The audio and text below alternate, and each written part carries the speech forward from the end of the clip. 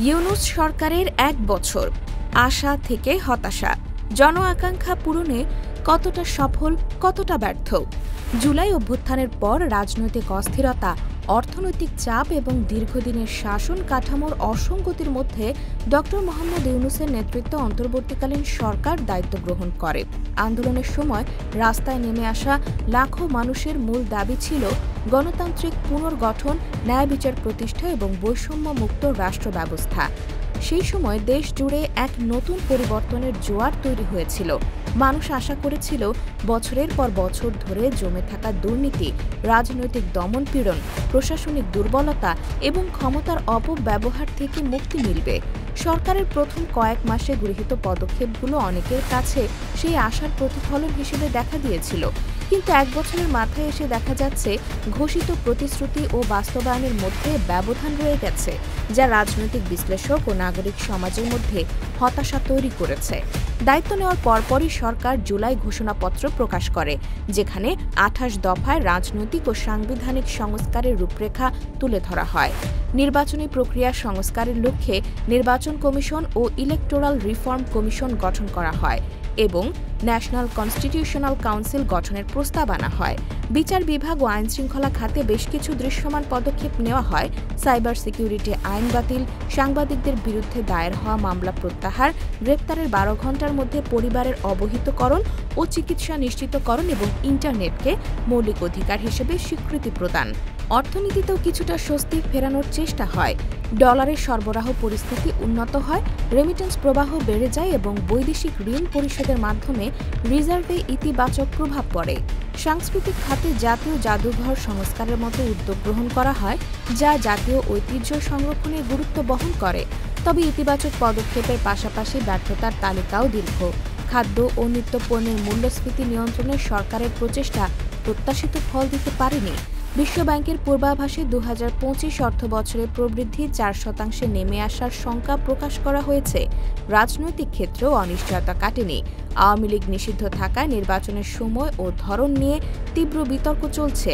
সরকার বলছে নির্বাচন হবে ২০২৬ সালের ফেব্রুয়ারিতে, কিন্তু বিএনপি সহ বিরোধী দলগুলো ডিসেম্বর ২০২৫-এর দাবি তুলেছে, যা রাজনৈতিক অচলাবস্থার ঝুঁকি বাড়াচ্ছে। গণমাধ্যম ও মত প্রকাশের স্বাধীনতার ক্ষেত্রে সমালোচনা আরও বেড়েছে। সাংবাদিকদের প্রেস কার্ড বাতিল, প্রেস ক্লাব নিয়ন্ত্রণ এবং সংবাদ মাধ্যমে প্রভাব বিস্তারের অভিযোগ সরকারকে বিতর্কিত করেছে। তথ্য অধিকার কমিশনের শূন্য পদ এবং কিছু বড় সংস্কার প্রকল্পের আর্থিক স্বচ্ছতার ঘাটতি জনগণের আস্থায় চিড় ধরিয়েছে। মানবাধিকার পরিস্থিতিতেও প্রত্যাশিত উন্নতি দেখা যায়নি। কিছু অঞ্চলের রাজনৈতিক সহিংসতা ও আইনশৃঙ্খলা বাহিনীর নিয়ন্ত্রণহীনতার অভিযোগ উঠেছে। সংখ্যালঘু ও প্রান্তিক জনগোষ্ঠীর অধিকার নিশ্চিতে কার্যকর পদক্ষেপ দেখা যায়নি, যদিও নাগরিক সমাজ এই বিষয়ে বারবার সরকারের দৃষ্টি আকর্ষণ করেছে। যুক্তরাষ্ট্র প্রবাসী শিক্ষক ও রাজনৈতিক বিশ্লেষক আজফার হোসেনের মতে, কৃষক, শ্রমিক সহ নিম্ন আয়ের মানুষের জীবনমান উন্নয়নে কোনো বড় পদক্ষেপ দেখা যায়নি। শিক্ষা কমিশন গঠন হয়নি এবং জানমালের নিরাপত্তা নিশ্চিত করায় ঘাটতি রয়ে গেছে। কিছু ক্ষেত্রে ইতিবাচক হস্তক্ষেপ থাকলেও সামগ্রিকভাবে সরকার কাঙ্ক্ষিত সাফল্যে পৌঁছাতে পারেনি। শিক্ষাবিদরা মনে করেন ১.৫ দশক ধরে ক্ষতিগ্রস্ত রাষ্ট্রীয় প্রতিষ্ঠান পুনর্গঠন একটি দীর্ঘমেয়াদী প্রক্রিয়া, কিন্তু নিয়মিত সুষ্ঠু নির্বাচন ও স্বাধীন গণমাধ্যম ছাড়া সেই লক্ষ্যে পৌঁছানো সম্ভব নয়। পুরনো রাজনৈতিক প্রভাবশালী মহলের উপস্থিতি ও প্রশাসনিক জটিলতা সংস্কারের গতি মন্থর করেছে। অন্যদিকে নারী ও তরুণ প্রজন্মের ভূমিকা নিয়ে কিছুটা আশাবাদ রয়েছে।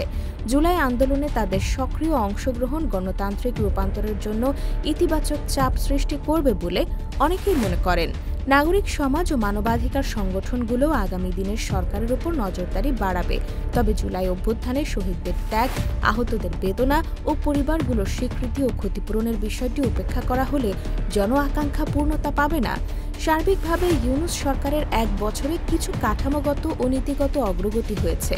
আইন সংস্কার, অর্থনৈতিক স্থিতি ফিরিয়ে আনার প্রচেষ্টা ও প্রশাসনিক কিছু সংস্কার এর মধ্যে উল্লেখযোগ্য, কিন্তু রাজনৈতিক স্থিতিশীলতা, মানবাধিকার নিশ্চয়তা, নির্বাচন ও গণমাধ্যম স্বাধীনতার ক্ষেত্রে প্রত্যাশা পূরণ হয়নি। অনেকের মতে এই সরকার আংশিকভাবে পরিবর্তনের ভিত্তি তৈরি করলেও প্রকৃত গণতান্ত্রিক রূপান্তরের জন্য নির্বাচিত সরকারের ধারাবাহিক ও দৃঢ় পদক্ষেপ জরুরি। এখন প্রশ্ন থেকে যাচ্ছে, পরবর্তী সরকার কি এই অসমাপ্ত যাত্রাকে পূর্ণ করবে, নাকি জন আকাঙ্ক্ষা আবারও অপূর্ণ স্বপ্ন হিসেবেই থেকে যাবে?